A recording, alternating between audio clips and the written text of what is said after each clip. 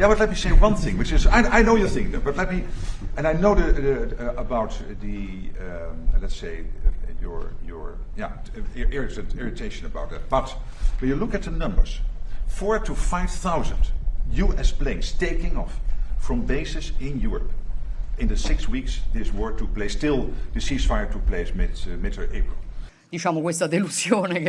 As far as Iran is concerned, look, what Minister Crosetto has already said applies. I agree with every word Minister Crosetto has said between yesterday and today. We have not participated in the conflict in Iran. Furthermore, if we had participated in the conflict in Iran, forgive me, but this disappointment repeatedly expressed by the American president, as you know very often, would not be understandable.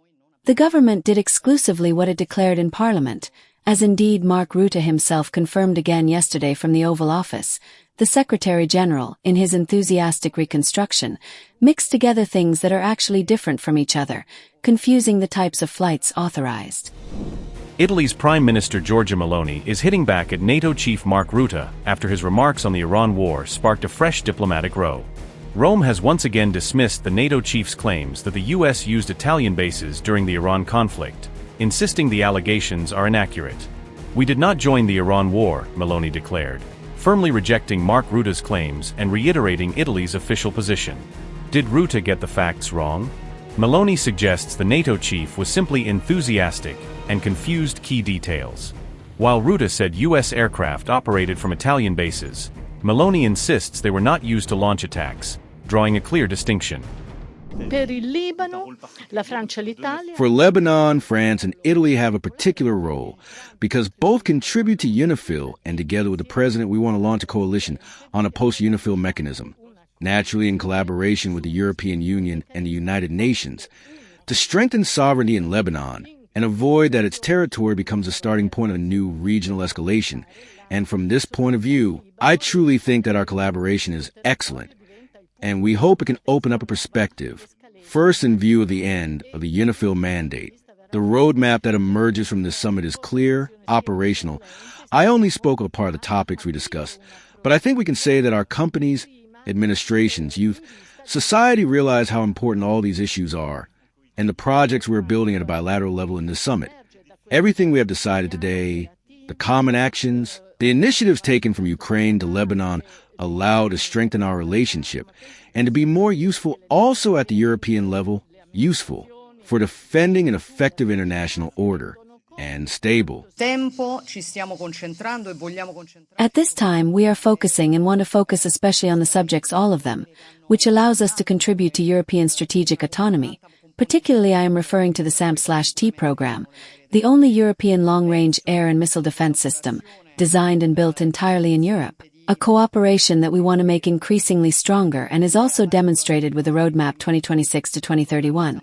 But during this time, first with Ukraine and then with the Gulf, we have understood how advanced this system is and how much also can help us in the complex times in which we find ourselves. We want to enhance our collaboration also in the field of economic expenditure, as President Macron correctly mentioned.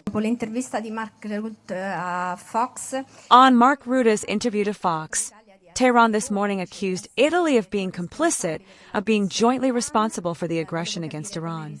I wanted to understand how you respond to this accusation, and then how the clarification with Rutte went if it was done. Italy, but also from other European countries, I wanted to understand if you have discussed it among yourselves and how much the detachment, the progressive detachment, of the United States from Europe worries you. Thank you. As far as Iran is concerned, look, what Minister Crosetto has already said applies. I agree with every word Minister Crosetto has said between yesterday and today.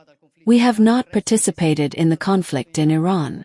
Furthermore, if we had participated in the conflict in Iran, forgive me, but this disappointment repeatedly expressed by the American president, as you know very often, would not be understandable. We have honored our commitments. Clearly, by providing the basis for activities that were not kinetic but were of a logistical and technical nature. And when it was suggested, and you know this too because it has been widely reported, when requests were made that went beyond that perimeter, we did not grant the use, the authorization, as I repeat is widely known. Thus, the government did exclusively what it declared in Parliament, as indeed Mark Rutte himself confirmed again yesterday from the Oval Office. The Secretary-General, in his enthusiastic reconstruction, mixed together things that are actually different from each other, confusing the types of flights authorized, and he then corrected and clarified himself. Minister Tajani spoke today with his Iranian counterpart, and it seems to me that on the Iranian side as well it has been understood that, from this point of view, there was a misunderstanding. We must always strengthen our independence to be less exposed to sudden decisions, but we need to have the United States by our side on important issues. The G7 allowed for an important reconvergence of our partners at Evian. On the one hand, at the level of Ukraine, for the first time, the United States signed a text indicating they are no longer neutral mediators, but support, along with us, the territorial integrity of Ukraine, the military support, energy, and sanctions on Russia. And also on the Middle East, we found paths of convergence, from the Strait of Hormuz to Lebanon, to the nuclear issue, and also on the issue of rare earths and critical raw materials, which had already been discussed during the Italian presidency. We signed a text with 200 projects and $60 million in joint investments, which once again marks a convergence between European and American partners. But there will probably be twists and turns again. I am familiar with the judicial terms of the case against Marine Le Pen, and I am not able to judge them. I can judge the politician, and I have respect for Marine Le Pen as I have respect for anyone who has the approval of the citizens, because democracy works that way. I can tell you that I am a person who does not automatically believe everything I read because I remember what was written about me before I became President of the Council of Ministers, and therefore I prefer to investigate further before judging others, and I can say that in any case, I do not think I am in a position to tell the French what is best for their future and for them, because I did not appreciate it when it was done towards me and the Italians.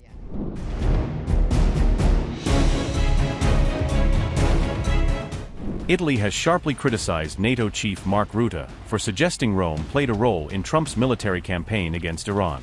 Rome was responding to comments made by Rutte on Fox News, where he claimed that nearly 500 U.S. aircraft took off from American bases located in Italy. Rutte further alleged that the flights were conducted in support of what he described as Operation Epic Fury. Italian Defense Minister Guido Crosetto insisted that Rome rejected any requests to use its bases for combat missions.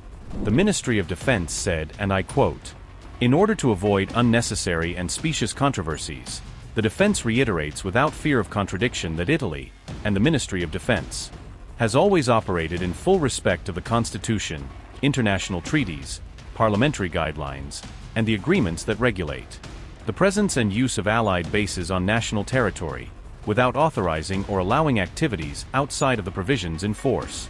As already clarified during the briefing to Parliament by the Minister of Defense Guido Crosetto, the government has done exactly what was declared to the chambers. Only activities of a technical and logistical nature, non-kinetic, have been authorized within the framework of the procedures provided for by the existing agreements. Whenever a request arose that fell outside this scope, as is well known, Italy did not grant authorization. End quote. The Italian defense minister further accused the NATO chief of presenting what he called a totally misleading version of events. The Ministry of Defense said, and I quote, "For this reason, it is surprising that the NATO Secretary-General, who has nothing to do with Operation Epic Fury, provides a reconstruction that conveys a totally misleading message by confusing the type of authorized flights. A simple check at the source would have sufficed to obtain the true representation of what happened, and happens every day. Italy authorizes exclusively the flights provided for by the treaties, and that totally exclude kinetic activities, as it has always done and as it will continue to do under the current agreements." End quote.